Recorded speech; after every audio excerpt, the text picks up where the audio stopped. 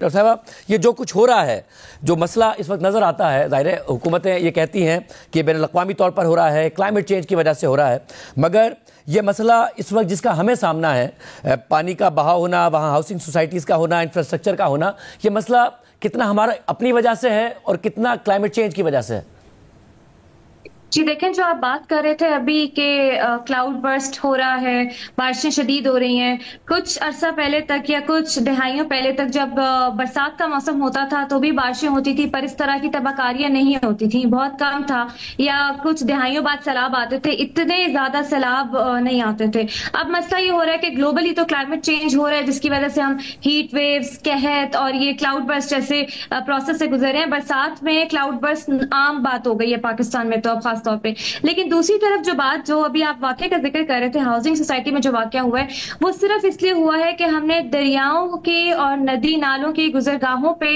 Construction کر دی ہے اور ان کے گزرنے کے راستے ہم نے تنگ کر دیے ہیں۔ اصل میں اگر ریونیو ریکارڈ آپ دیکھیں پاکستان میں، جہاں بھی ریونیو ریکارڈ موجود ہوتا ہے، وہاں پہ دریاؤں کا راستہ ایک مختص ہوتا ہے، جو کہ پچھلے 100 سالوں کے فلڈز کے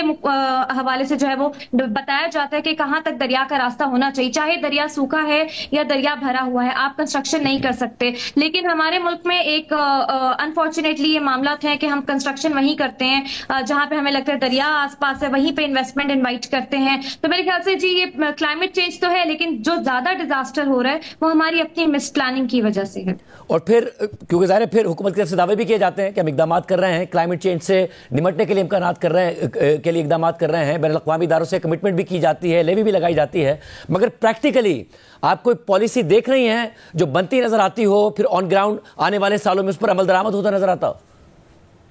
دیکھیے پریکٹیکلی تو ایک ہماری نیشنل کلائمیٹ چینج پالیسی بنی ہوئی ہے، صوبائی سبجیکٹ ہے، صوبوں میں پالیسی موجود ہے، لیکن اس کا اطلاق جو ہے کہیں نہیں دکھائی دیتا۔ ابھی دیکھیں نارتھ میں بھی گلوف آ رہے ہیں، بابو سر میں کیا واقعہ ہوا اتنا بڑا، وہاں پہ بھی ٹورسٹ گئے ہوئے ہیں، کوئی ارلی وارننگ سسٹم آپ کا فعال نہیں ہے۔ تو میرے خیال سے جو ہماری پلاننگ ہے، پالیسی ہے، جب تک ہم اس کو پراپر طریقے سے اس کو امپلیمنٹ نہیں کرتے، کیونکہ لوکل گورننس سسٹم کا ہونا بھی تو ضروری ہے، اور جہاں لوکل گورننس سسٹم موجود ہے وہاں پر بھی جو ہے ہم لوگوں نے صرف نام کے لوکل گورننس سسٹم اسٹیبلش کیے ہوئے ہیں، کوئی پالیسی ہم گراؤنڈ لیول پہ امپلیمنٹ نہیں کر رہے۔ تو میرے خیال سے یہاں پہ مسئلہ ہے۔ اور دوسری بات، چلیں کچھ تو ہوگی نا کنسٹرکشن ہم نے کر دی، ہم مزید کنسٹرکشن بھی کرتے جا رہے ہیں، دریاؤں کے اوپر 5 اسٹار ہوٹل بن رہے ہیں، موت آباد جھیل پہ دیکھیں، وہاں پہ ڈیزاسٹر سے ایک جھیل بنتی ہے اور ہم وہاں پہ ہوٹل بنا دیتے ہیں۔ تو میرے خیال سے یہاں کنسٹرکشن اور ریئل اسٹیٹ سیکٹر کو جب تک آن بورڈ نہیں لیا جائے گا اور نہیں بتایا جائے گا کہ یہاں پہ انویسٹمنٹ کروانا بند کر دیں، کیونکہ ہمارے لوگ، ہمارا انفراسٹرکچر سب تباہ ہو رہا ہے، تب تک یہ مسئلہ جاری رہے گا۔ اور دریاؤں کی گزرگاہوں پہ جو ہمارے ایکٹ موجود ہیں،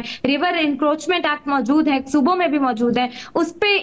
امپلیمنٹیشن بہت ضروری ہے اس وقت، اور سختی سے نفاذ اس کا ہونا چاہیے۔ کلائمیٹ ایمرجنسی پورے ملک میں لگا دینی چاہیے، کیونکہ اس کے بغیر اب ہمارا چارہ نہیں۔ یہ بھی چوتھا سپیل ہے، ایک سپیل بلکہ ایک کیا 2-3 سپیل ابھی اور آنے ہیں مونسون کے۔ تو وی شوڈ بی پریپیئرڈ کہ ہم اس ڈیزاسٹر میں پالیسی کا اطلاق کریں یا ڈیزاسٹر آنے سے پہلے اپنے آپ کو پریپیئر کر سکیں۔ یہ آپ نے جو اہم بات کی، آپ یہ کہہ رہی ہیں آپ کی تحقیق اور تجزیے کے مطابق ایک تو لوکل گورنمنٹ، مضبوط لوکل گورنمنٹ بہت لازمی ہے ایسے کرائسس سے نمٹنے کے لیے، اور دوسرا آن پیپر باقاعدہ طور پر اصول موجود ہیں کہ کہاں کنسٹرکشن ہو سکتی ہے کہاں نہیں، مگر اس کے باوجود کنسٹرکشن کر دی جاتی ہے، حکومتیں اجازت دے دیتی ہیں۔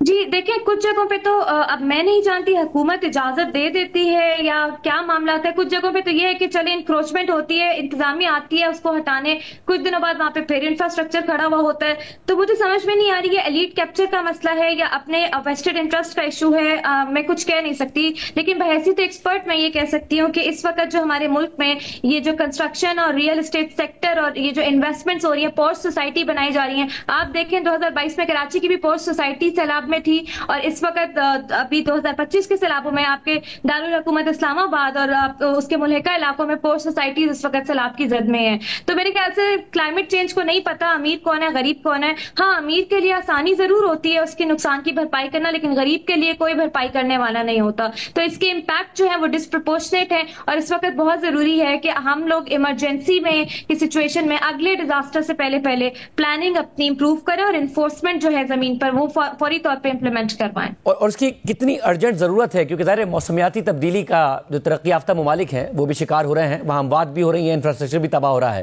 پاکستان جہاں پر انفراسٹرکچر کے پہلے سے ہی مسائل ہیں، یہ اگر نہیں کیا جاتا فوری طور پر، تو جب آپ اسٹڈی کر رہی ہیں آپ کلائمیٹ چینج کو، کتنا بڑا خطرہ پاکستان کے لیے بن سکتا ہے آنے والے سالوں میں؟